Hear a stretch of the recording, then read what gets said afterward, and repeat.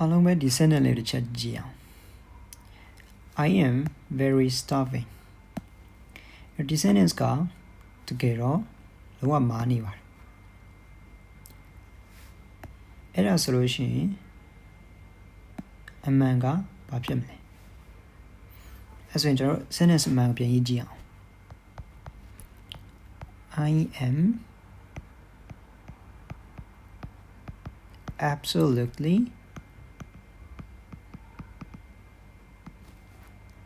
starving okay ဒါဆိုလို့ရှိရင် absolutely ပြောင်းလိုက်ရုံနဲ့ဒီ sentence ကမှန်ပြီလားဟုတ်ပါတယ်ဒါ sentence မှန်သွားပါပြီဒါဆိုရင် very နဲ့ absolutely ကဘယ်လိုပါကွာတာလဲဘယ်လိုမှန်အောင်သုံးလို့ရမလဲဆိုတော့ဒီနေ့ဒီဗီဒီယိုလေးမှာရှင်းပြပေးသွားမှာဖြစ်ပါတယ် okay အဲ့တော့ပထမဦးဆုံးအနေနဲ့ကျွန်တော်တို့ very ကိုသုံးရမလား absolutely ကိုသုံးရမလားဆိုတဲ့ဟာကိုသေချာသိဖို့အတွက်ကျွန်တော်တို့သိရမယ့်အချက်နှစ်ချက်ရှိပါတယ်ပထမတစ်ချက်ကကျတော့ gradable adjective ဆိုတဲ့ဟာကိုသိရမှာဖြစ်ပါတယ်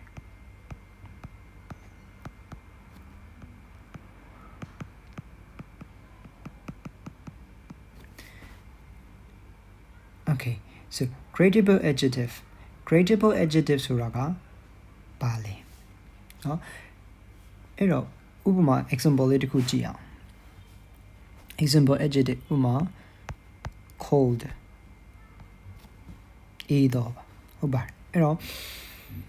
gradable adjective ဆိုတာကကျွန်တော်တို့ဒီ grade တွေပေါ့နော်အဆင့်ဆင့်သတ်မှတ်လို့ရတဲ့ adjective တွေပါဆိုတော့ပြောချင်တာဥပမာ cold ဆိုလို့ရှိရင်ကဲဘယ်လိုအေးတာလဲဘယ်လောက်ထိအေးတာလဲဥပမာ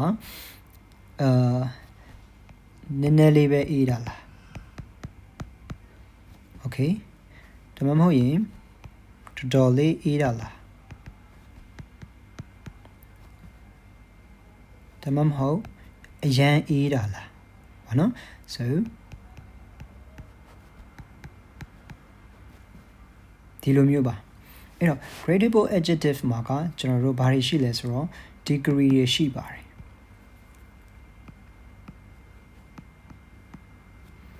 degrees တွေရှိတယ်နောက်တစ်ခုကကျွန်တော်တို့ဒီ comparative form နဲ့ superlative form တွေရှိပါတယ်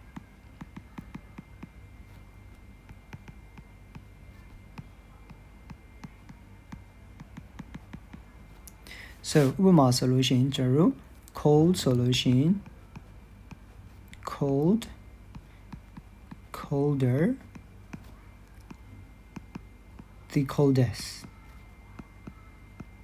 the coldestဒီလိုမျိုးပါအဲ့တော့ဒီလိုမျိုး grade နဲ့ဆုံးဖြတ်လို့ရတယ် gradable ပေါ့နော် the adjective we can make weaker or stronger this called gradable adjective ပေါ့နော်အဲ့တော့ adjective တွေကိုအစဉ်စဉ်ကျွန်တော်တို့ပြောလို့ရတဲ့အခြေအနေမျိုးကိုကျွန်တော် gradable adjective လို့ခေါ်ပါတယ်အဲ့တော့ဒီ gradable adjective နဲ့တွဲပြီးတော့မှသုံးလို့ရတယ် common modifiers တွေကကျတော့ကျွန်တော်တို့ဘာတွေရှိမလဲဆိုတော့ခုနကကျွန်တော်သုံးတယ် a bit တို့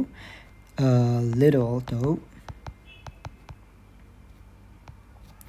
နောက်တစ်ခုကကျတော့ like slightly တို့ slightly and နောက်တစ်ခု quite နောက်တစ်ခုဘာရှိမလဲဆိုတော့ fairly very နောက်တစ်ခုကကျတော့ sorry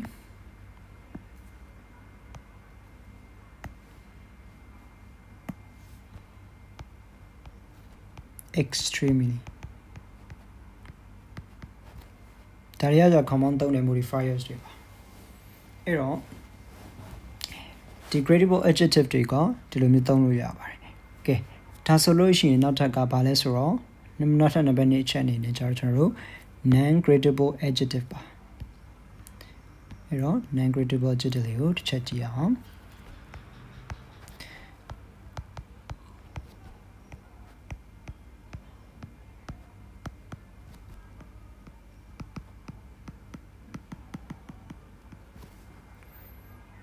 အ အဲ့တော့ non-gradable adjective non-gradable adjective ဆိုတာကသူ့မှာကဘာမှဖြစ်ဘူးလဲဆိုတော့ကျွန်တော် no degree ပါ no degree ပါအဲ့တော့သူကကျတော့ပြောချင်တာကသူဒီလုံးဝအဆုံးပေါ့နော်လုံးဝအဆုံးဖြစ်နေပြီပေါ့နော်လုံးဝအဆုံးဖြစ်နေပြီဥပမာဆိုလို့ရှိရင်ဆိုပါစို့ကျွန်တော်တို့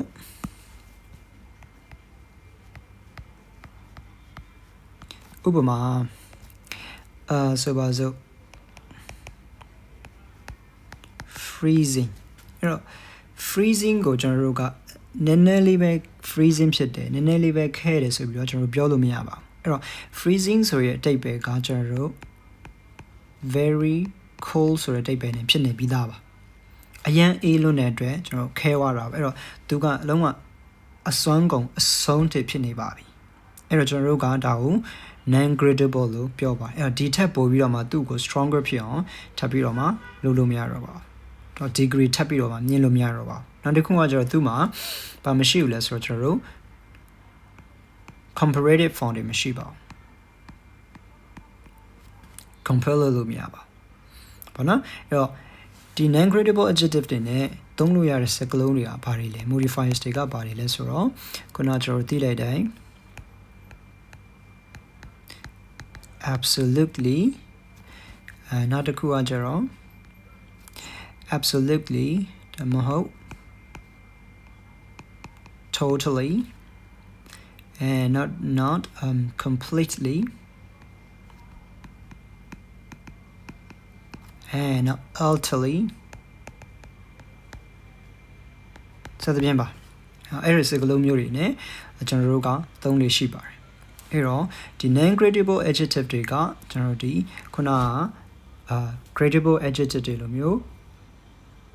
very တို့ a bit တို့ a little တို့ ਨੇ သုံးလို့မရပါအဲ့တော့ခုနကကျွန်တော်တို့ဒီ about sentence ကိုပြန်ကြည့်မယ်ဆိုလို့ရှိရင်starving ပေါ့နော် starving ဆိုတာဒီလုံးဝ starving ဆိုတာဒီကျွန်တော်တို့ဘာပြောချင်တာလဲဆိုလို့ရှိရင်ကျွန်တော်တို့ very hungry ပါ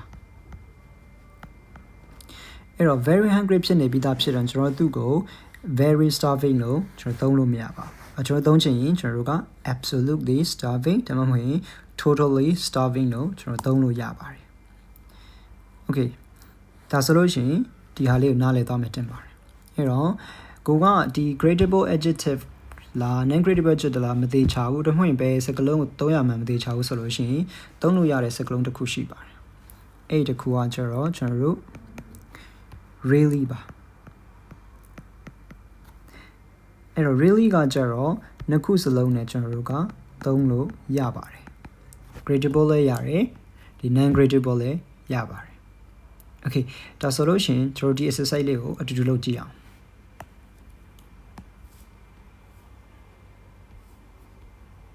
အဲ့တော့ကြည့်ကြည့်အောင်အဲ့တော့ခုနကကျွန်တော်ကြည့်တဲ့အတိုင်း hungry ပါ hungry ဒီ gradable ဖြစ်တဲ့အတွက်ကြောင့်မလို့ gradable adjective ကြောင့်မလို့ကျွန်တော်တို့က very ကိုရွေးရမှာဖြစ်ပါတယ်နောက်တစ်ခုကြည့်အောင် the view from the mountain was very la absolutely la breathtaking so breathtaking ကကျတော့လုံးဝရင်သက်ရှူမောပဲလောက်ကောင်းတယ်လို့ပြောတာအဲ့တော့အရန်လာရဲဆိုရဲအခြေအနေမျိုးပါဆိုတော့ဒါဒီ non-gradable ဖြစ်တဲ့အတွက်ကြောင့်မလို့ကျွန်တော်တို့က absolutely ကိုရွေးရမှာဖြစ်ပါတယ်နောက်တစ်ခု number 3 can I have a coat it is a bit or completely cold outside so cold ကကြတော့ကျွန်တော်ခုနသိရတဲ့ gradable adjective ပါအဲ့တော့ကျွန်တော်တို့က a bit cold နဲ့သုံးရမှာဖြစ်ပါတယ်number 4 your essay is perfect so perfect ဆိုတာကကျွန်တော်တို့ဒီလုံးဝပြည့်စုံနေပြီးသားဖြစ်တဲ့ကြောင့်မလို့ non-gradable adjective ပါ we cannot make perfect like stronger or weaker that's why it is non-gradable adjective so we have to use completely perfect လုံးဝပြည့်စုံနေတာ okay နော်လုံးဝ perfect ဖြစ်နေတာမျိုး okay နောက်တစ်ခု I was blank happy with my exam result so happy happy ကသူ့မှာနည်းနည်းလေးပြောတာလားအများကြီးပြောတာလားနောက်တစ်ခုကကျတော့ happier လည်းရှိတယ် the happiest လည်းရှိတယ်နော် comparative form လည်းရှိတယ် superlative form လည်းရှိတယ်တော့ဒါဒီ gradable adjective ပါ